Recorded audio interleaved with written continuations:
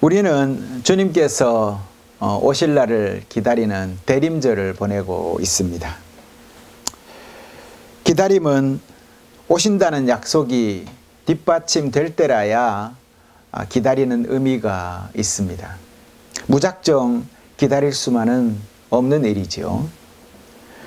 우리도 기다리지만 하나님도 기다리십니다. 이사야서 30장 18절에 보니까 이런 말씀이 있습니다. 제가 한번 읽어보겠습니다. 그러나 여호와께서 기다리시나니 이는 너희에게 은혜를 베풀려 하심이요 일어나시리니 이는 너희를 긍휼히 여기려 하심이라. 대저 여호와는 정의의 하나님이심이라. 그를 기다리는 자마다 복이 있도다 라고 했습니다. 우리가 메시아를 기다리는 거야 어찌 보면 그렇다 쳐도 하나님은 왜 이 날을 기다리시는 것일까요? 하나님은 전지전능하신 분이시죠. 그러니 굳이 우리처럼 기다릴 필요가 없으십니다. 그런데 왜 창조주 되신 분이 기다리시는 것일까? 창조주 하나님은 역사의 주인이십니다. 왜 굳이 기다림이라고 하는 이러한 고통스러운 선택을 하셨을까 생각해 보는 것입니다. 우리야 가지고 싶은 것이 있을 때 돈이 없으니 돈이 모아질 때까지 기다릴 수밖에 없지요. 능력이 되지 않아서 기다릴 수밖에 없습니다. 그리고 내가 하고 싶은 일이 있다면 능력이 모자라서 그 능력이 완성될 때까지 기다릴 수밖에 없지요. 이처럼 우리가 기다리는 것은 당연합니다. 왜 그렇습니까? 나약하기 그지없기 때문에 그렇습니다. 그러나 하나님은 그렇지 않거든요. 하나님은 전지전능하셔서 모든 것을 아시고 모든 것을 하실 수 있는 능력 많으신 분이십니다. 그러니 기다릴 필요가 없으십니다. 언제나 하실 수 있는 창조주 하나님, 섭리자 하나님. 그런데 왜 도대체 무엇을 기다린단 말입니까? 왜 기다려야 하는 것일까? 궁금하지 않습니까? 지난주 복음에서 우리는 사람의 아들이 우리를 속량하기 위해서 우리의 해방을 위해서 다가오신다라는 말씀으로 함께 은혜를 나누었습니다. 그렇습니다. 하나님이 기다리시는 것은 이 땅에 당신의 아들, 즉 해방하시고 우리의 죄를 속량하실 그 예수님을 보내시기 위해서 그 날을 기다리신다라는 것입니다. 다시 말해서 예수님을 이 땅에 보내주시기 위해서 그토록 기다리신다라는 것입니다.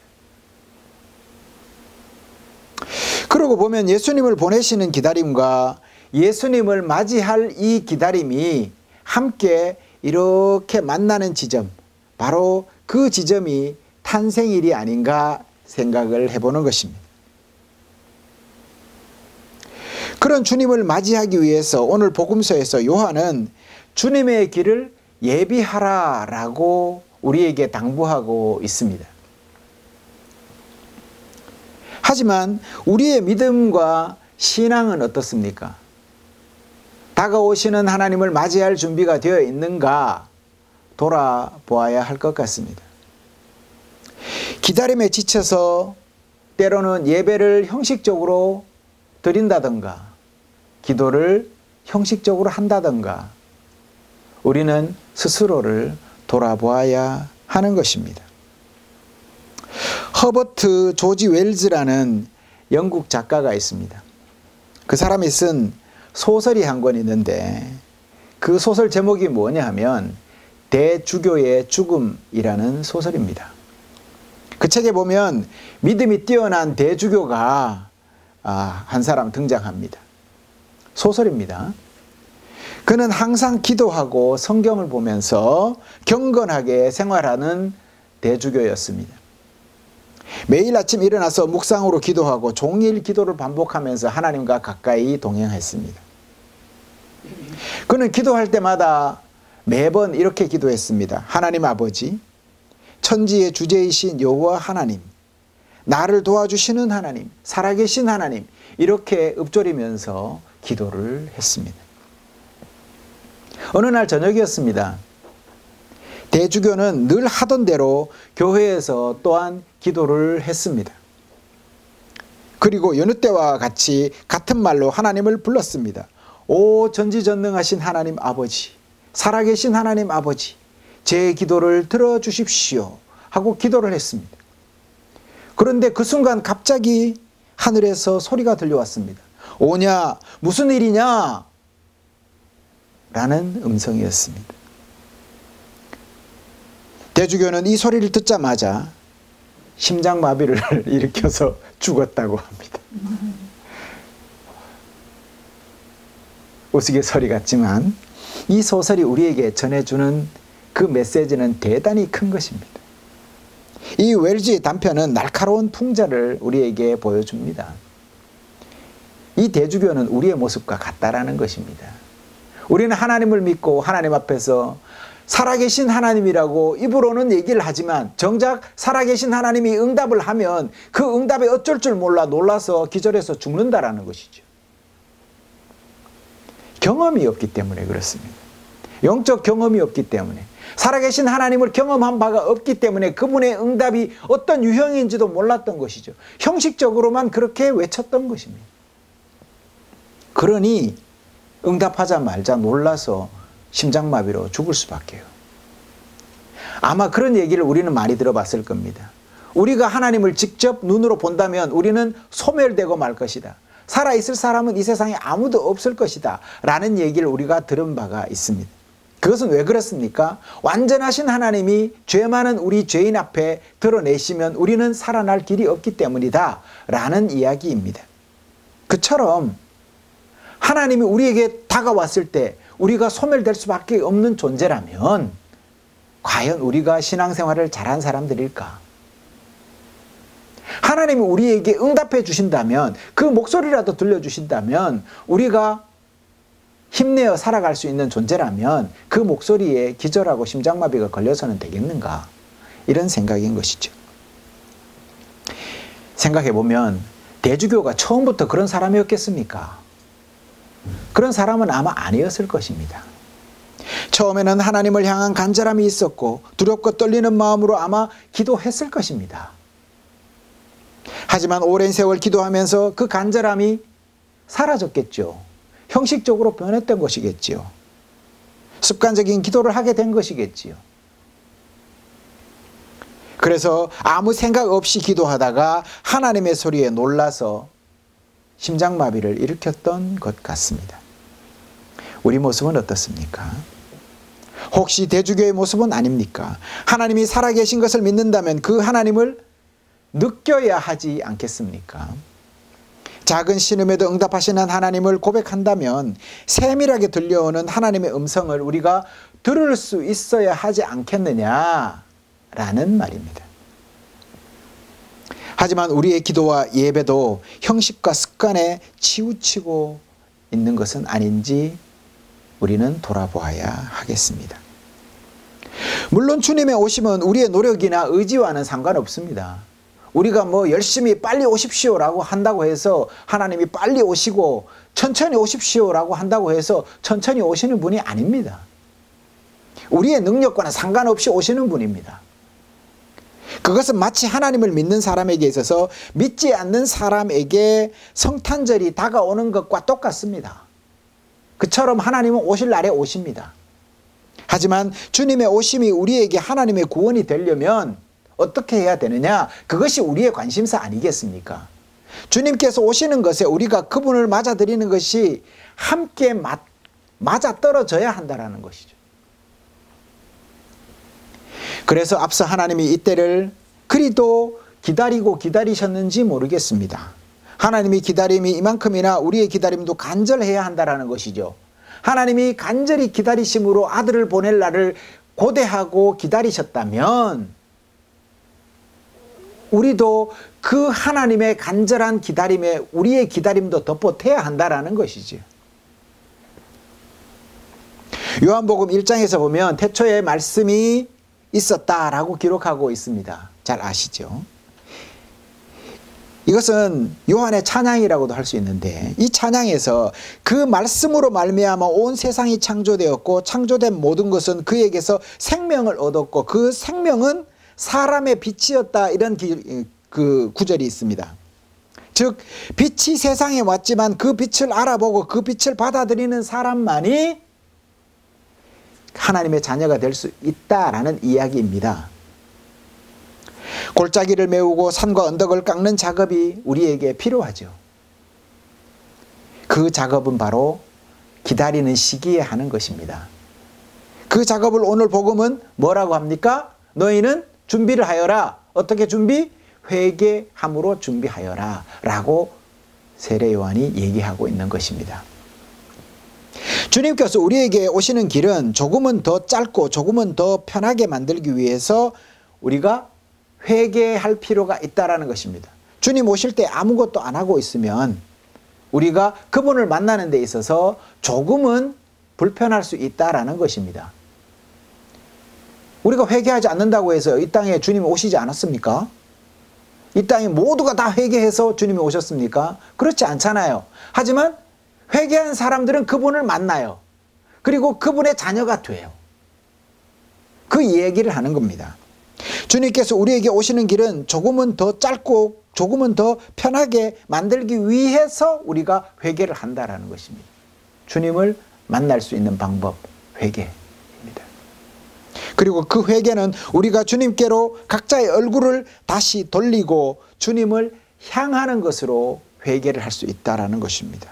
내 얼굴을 들어 주님을 바라보는 것입니다. 우리의 방향을 하나님께로 돌리는 것입니다. 우리가 주님께 등을 지고 있어도 주님께서는 우리에게 오십니다. 하지만 우리가 주님께 등을 지고 있으면 주님께서 돌아서 우리 앞으로 오셔야겠기에 아마 우리가 주님을 향하는 것보다가 조금은 불편할 수 있습니다. 우리가 주님을 먼저 향하려고 노력할 때 주님과의 만남은 조금 더 쉽고 빠르게 이어질 것입니다. 그러니 우리는 주님을 향해서 주님 앞에 회개함으로 이 날을 기다려야 합니다. 주님께 향한다는 것은 무엇입니까? 나 스스로 모든 것을 하려는 마음도 아니고 나를 드러내려는 마음도 아닐 것입니다. 내가 주님을 향한다. 그래서 내가 스스로 모든 것을 내가 향함으로 하나님이 나에게 왔다, 이렇게 하려는 마음도 아니고 조금 더 쉽고 빠르게 어떻게 보면 나를 더 드러내려고 그런 마음도 아니라는 것입니다. 주님을 향한다라는 것이 내 교만도 아니고 내가 뭐 향해서 주님이 더 빨리 오는 것도 아니라는 이야기죠. 내가 부족한 존재임을 알기 때문에 그 부족함을 채워주실 주님을 찾고 내가 연약한 존재임을 알기 때문에 그 연약함을 지지해 주실 분이 주님이라는 걸 알기 때문에 그분을 향하는 것입니다. 결국은 뭐예요? 내가 부족하기 때문에 주님을 향한다라는 것이죠. 그래서 그분의 도움이 필요하기에 그분을 향한다라는 것입니다. 그렇다면 한 가지 깨닫게 되는 것이 있습니다. 무엇을 깨닫습니까? 그것은 바로 주님을 맞이하려는 사람은 자신의 부족함과 연약함을 스스로가 알아보는 것이 중요하다라는 것입니다. 어떻게 알아볼 수 있습니까? 자기가 부족한 걸 어떻게 알아볼 수 있습니까? 자기를 돌아보아야겠죠. 자기를 돌아보아 내면을 성찰할 때 가능하다라는 것입니다. 그것을 영성에서는 분별이라고 합니다. 분별이 하나님의 기도의 뜻을 찾아내고 방향이 무엇인가를 알아보는 것도 분별이라고 할 수 있지만 내 스스로의 어떠한 상태인지를 찾는 것도 분별이라고 영성에서는 이야기를 합니다. 이 대림 시기에 인간의 약함 속으로 우리 주님께서 찾아오십니다. 여러분의 약함 속으로 주님이 친히 찾아오십니다. 아픈 이들에게 주님이 찾아오십니다. 그리고 세상에서 실패한 이들에게 용기를 주시러 찾아오십니다. 모자라는 것이 있는 부분을 평평하게 채우고 골짜기를 메우기 위해서 오신다라고 분명히 말씀하셨습니다. 아버지 성부께서는 그리도 우리의 약함을 아시고 그것을 채우기 위해서 당신 아들을 독생자로 이 땅에 보내시기 위해서 어떻게 해요? 기다리고 기다리고 기다려 몇 년을 기다리셨습니까? 수천 년을 기다려. 그래서 여러분들 그 말씀 기억 안 나십니까? 하나님께서는 천년이 하루 같다라는 말씀이 여기에 해당되는 말씀입니다. 당신의 기다림은 그리 오랜 기다림이시지만 하루와 같이 기다리셨다라는 건 뭡니까? 여러분, 사랑 아니고는 그 말을 해석하고 설명할 방법이 없습니다. 좋긴 좋은데 어떻게 설명할 방법이 없다는 그러한 광고도 보셨죠? 이걸 어떻게 설명해야 될지 모르지만 어쨌든 사랑입니다. 하나님의 사랑이 천년을 하루같이 견디게 하셨습니다. 그렇게 기다리셔서 당신의 아들이 이 땅에 오신다라는 것입니다. 그 하나님을 우리는 맞이하는 날을 함께 기다린다라는 것입니다. 그럼 왜 하나님은 연약함을 선택하셨을까요? 왜 연약함을 선택하셨을까요? 종건이는 어떻게 생각해요? 왜 하나님이 연약함을 선택하셨을까요? 연약하다라는 것은 세상적으로 보면 보잘것없는 것입니다. 버려질 것들이라는 말과도 같습니다. 그럼 하나님은 왜 이 연약한 것들을 선택하신 것일까? 그것은 앞에서 말씀드렸지만 하나님의 사랑 때문입니다. 사랑이 아니고는 도저히 이 선택을 이성적으로 설명할 방법이 없습니다. 그렇게 하나님께서는 그 연약함을 사랑하시기 때문에 그 연약함을 선택하신 것입니다. 그러니 신앙인들은 그 연약함 속으로 오시는 주님을 맞이하기 위해서 각자의 연약함을 하나님 앞에 드러내어야 합니다. 그런데 하나님 앞에 기도하지 않는 분들의 특징이 무엇입니까? 하나님을 가까이 하지 않으려는 사람들의 특징이 무엇입니까? 뭐 내가 다 할 수 있는데 그 정도는 내가 갖고 있는 능력으로 다 해결할 수 있어 라고 생각하는 그 교만 때문에 하나님 앞에 자기 연약함을 드러내지 않는 것입니다. 바로 무엇입니까? 하나님의 필요를 거부하는 것입니다.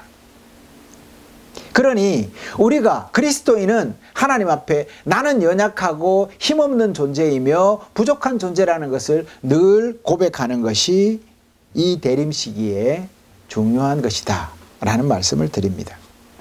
그렇게 우리 모두가 이 대림 시기에 자신의 연약함을 우리 주님 앞에 내어놓을 때 주님은 그 연약함을 지지해 주시고 사랑해 주신다라는 것입니다.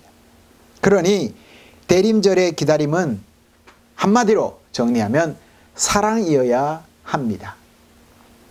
사랑 없이는 기다리지 못합니다. 사랑은 오래 참고 인내한다고 합니다. 그러니 오래 참는 사람이 사랑하는 사람입니다. 그렇게 연약한 우리를 사랑하셔서 당신은 고통을 스스로 감수하시면서 우리를 기다려 주십니다. 심판을 멈추시고 다음 때를 기다립니다. 다음 시간을 기다립니다. 오래오래 천년이 하루같이 되도록 기다리셨습니다. 성경 구약을 한번 보십시오.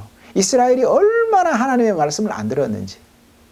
그때마다 하나님은 무엇을 하십니까? 약속에 약속을 더해 계속 약속을 이어서 약속을 하십니다. 그렇게 변죽 끓는 하나님은 찾아볼래요? 찾아볼 수도 없습니다. 세상에 그런 사랑을 하는 사람 참 바보 같은 사랑이라고 할 수가 있겠죠. 쏟고 또 쏘고도. 그래서 다말이라는 기생을 다말이 아니죠. 무엇입니까? 기생 다말이었나요? 그 기생이 그렇게 남편을 버리고 도망가도 수십 번을 찾아가서 그 기생을 찾아오는 이유가 무엇입니까? 하나님의 사랑을 보여주기 위한 그러한 말씀 아니겠습니까? 대단히 중요한 말씀입니다. 회개를 기다리고 돌아오기를 기다리고 계십니다. 이것이 은혜입니다. 성숙하게 되기를 기다리십니다. 깨닫고 성장해서 어느 수준에 도달하기까지 되기를 기다리십니다. 우리가 잘 알고 있습니다. 준비되지 않은 사람이 큰 은혜를 받으면 어떻게 됩니까? 여러분들 큰 은혜를 원하시죠. 그런데 큰 은혜를 우리가 받으면 반드시 준비되지 않은 사람은 실패한다는 것을 교훈적으로 잘 알고 있습니다. 여러분이 이단 사이비들의 교주들도 처음에는 순수한 복음안에서 시작했을 것입니다. 어느 교회에 나가서 복음을 듣고 하나님의 은혜를 받았을 것입니다.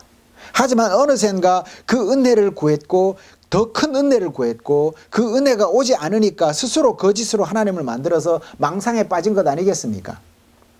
자기 혼자 그리 되면 무슨 문제가 있겠습니까만, 하지만 많은 사람들을 정말 지옥의 구렁텅이로 끌고 가지 않습니까?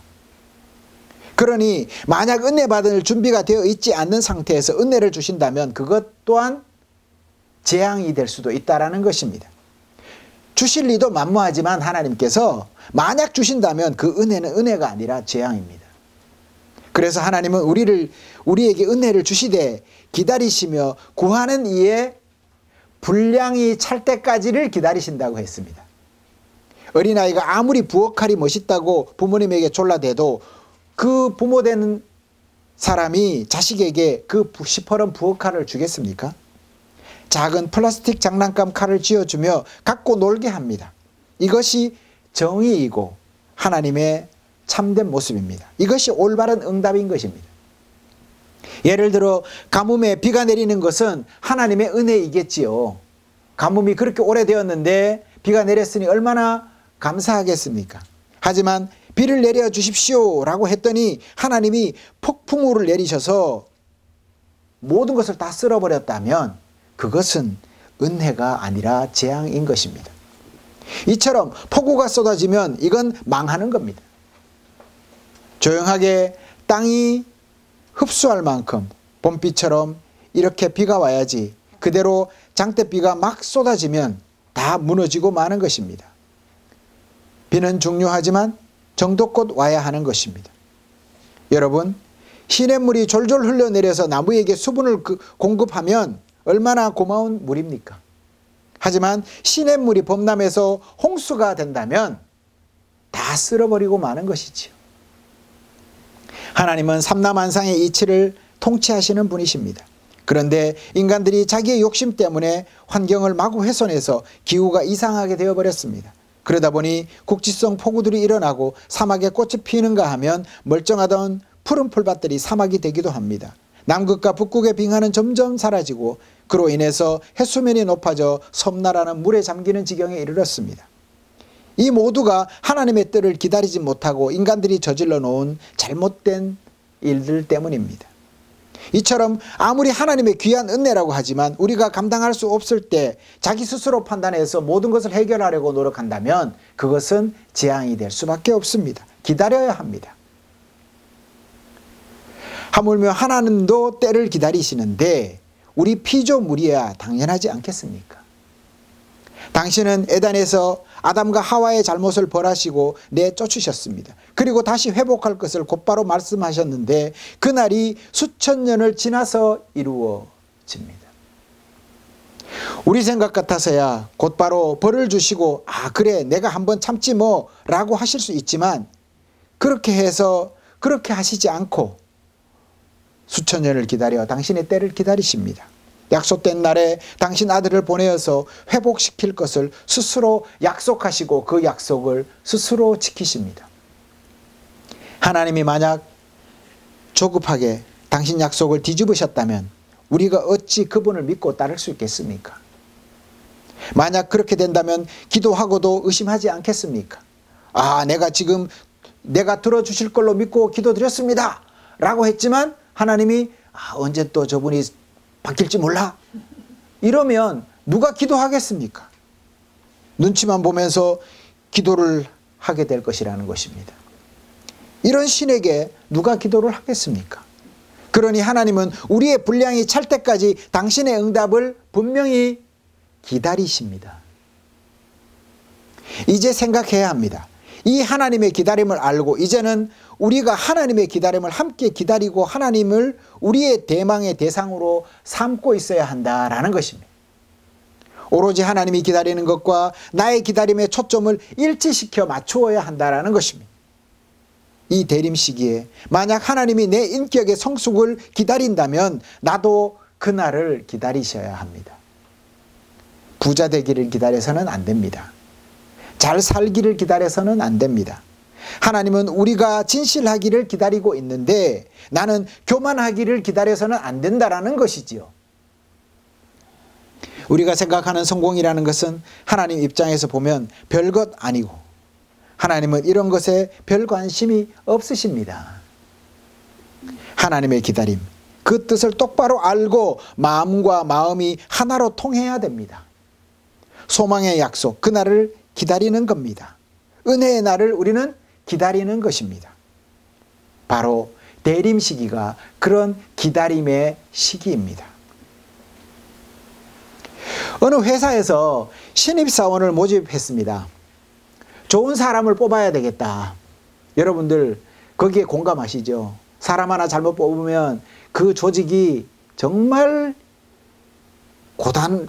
고단합니다. 힘들어집니다. 뭐 하면 그냥 노동부 쫓아가고 뭐 하면 그냥 막 시시비비 걸고 막 그냥 난리도 아닙니다. 구성원들이 굉장히 스트레스를 받습니다. 그래서 좋은 사람을 뽑아야 되겠다라고 이 회사에서도 그렇게 생각한 것 같습니다. 그래서 사람을 잘 써야 되겠는데 어떻게 좋은 사람을 뽑을까 생각을 해서 아이디어를 냈습니다. 내서 사람들을 1차, 2차 선발을 다 하고 그래서 최종 면접까지 다 뽑았습니다. 그래서 최종 면접 당일이 되었습니다. 그래서 회사에서 이 사람들을 한 방에 그 최종 면접자를 50명을 다 모아놓고 이제 그 사람들을 면접을 기다리고 있는 겁니다. 그런데 면접 시간이 1시간이 지나고 2시간이 지나고 사람들이 한 2시간 반쯤 될 때까지도 아무도 면접장에 들어오지를 않는 겁니다.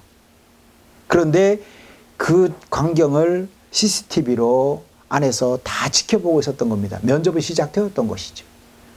아무도 들어와서 아무것도 하지 않고 가만히 방치해 두니까 사람들이 그때부터 1시간이 지나니까 좀이 쑤셔서 막 이러는 사람, 자리를 이탈하는 사람, 그 다음에 뭐 화를 내는 사람, 도대체 뭐 하는 거냐고, 왜 진행을 하지 않는 거냐고 막 떠드는 사람, 이런 사람들이 막 생기다라는 것입니다.